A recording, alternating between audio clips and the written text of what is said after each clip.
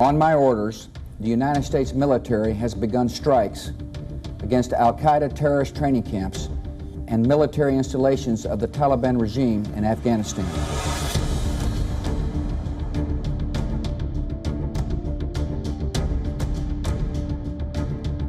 Over 2 decades, bin Laden has been Al-Qaeda's leader and symbol, and has continued to plot attacks against our country and our friends and allies.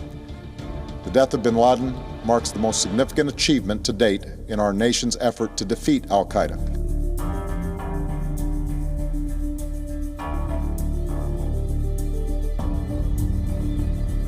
The United States did what we went to do in Afghanistan, to get the terrorists to attack us on 9/11 and deliver justice to Osama bin Laden, and to degrade the terrorist threat to keep Afghanistan from becoming a base from which attacks could be continued against the United States.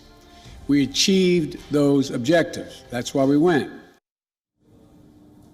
For every American president who has been in office since 2001, the war on terror has been a rallying call. 9/11 was the first time many even heard of the Al-Qaeda. The name became synonymous to terrorism across the world, and its leader, Osama bin Laden, became the most wanted person on the planet.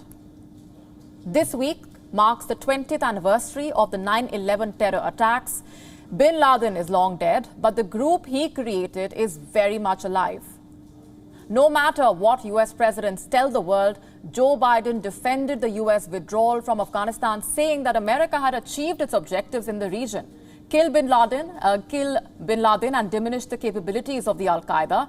But 20 years later, the Taliban control Afghanistan once again.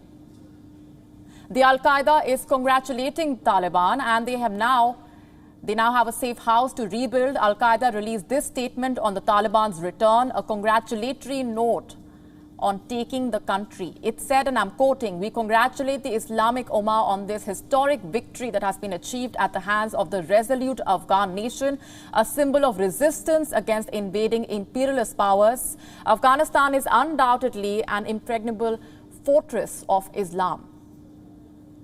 With this statement, the Al-Qaeda let the world know that they were vindicated.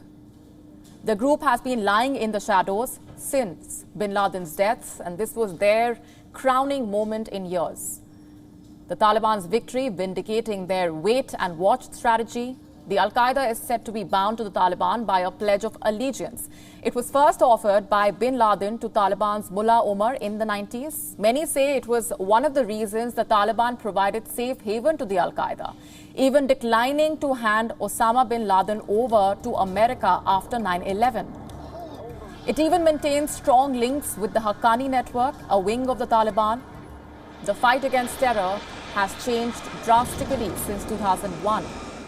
The Al-Qaeda of today may not be the same as it was under bin Laden. Their aims have shifted since the 9/11 attacks. They are more regional now, aiming to consolidate influence in South Asia.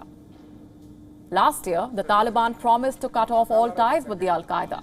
But here they are, receiving congratulatory notes on social media from one of the most feared terror organizations in the world. So what the Taliban are not coming clean on is their relationship with the Al-Qaeda. According to a CIA veteran, the Taliban will be giving safe haven to the Al-Qaeda, allowing it to rebuild itself in the war-torn country. The US Secretary of Defense even admitted with no ground presence, it will be more difficult to identify threats in Afghanistan. The Taliban says it will not allow Afghan soil to be used for terror. These are promises that they have made before. With the new caretaker government announced, the Taliban is looking for legitimacy in the global forum. But what the group cannot deny are their links to the Al-Qaeda and its new quest for power in the region. WION now available in your country. Download the app now. Get all the news on the move.